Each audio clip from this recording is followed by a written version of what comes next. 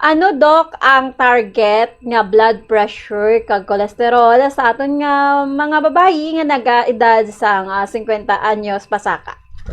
Thank you, Faith. No? So, amo pag ining gusto ko emphasize sa atong tagpalamati nga dapat magpa-check up tagid ang aton nga health. No? Una, sina ang blood pressure ta.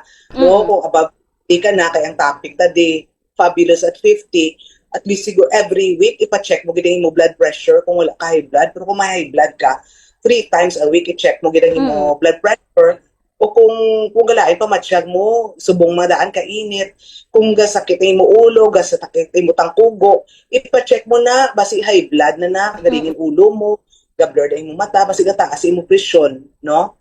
So next is ang imo nga cholesterol. So ang blood pressure ta, ang target ta maglubo sa 120/80. Ang 150/80, hindi na siya butsing ganon, mapa-check up ka gina sang doktor mo kay basi kinala na isla ng imo bulong. Mm. Kay kung inom ka sang bulong sa high blood tapos ang blood pressure mo 150/90, kay hindi na siya controlled nga blood pressure. So gusto ta panubuon na sa 120/80. Kay balaan mo biskan mambal kabi nga ay ti normal pa man na. Gani kay isa ako ma-stress ka balag piadang 120/80, masaka na siya sa 140, Yes. 150. So dapat ipanubuon mo gid 120/80 kung mas mayo mas manubok pa.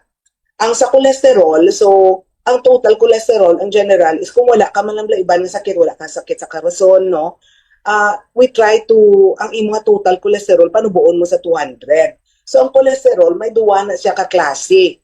May ara nga bad cholesterol, nga tawag na namon LDL, kag may ara nga good cholesterol, nga LDL. LDL tungod nga low density lipoprotein. Amo na siya ang bad cholesterol.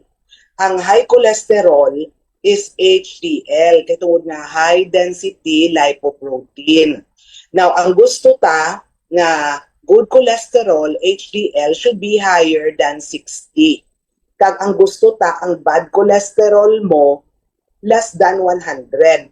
Actually, kung may ara ka sakit gani sa kurason, much lower pang suggestion gani na less than 70 or 50.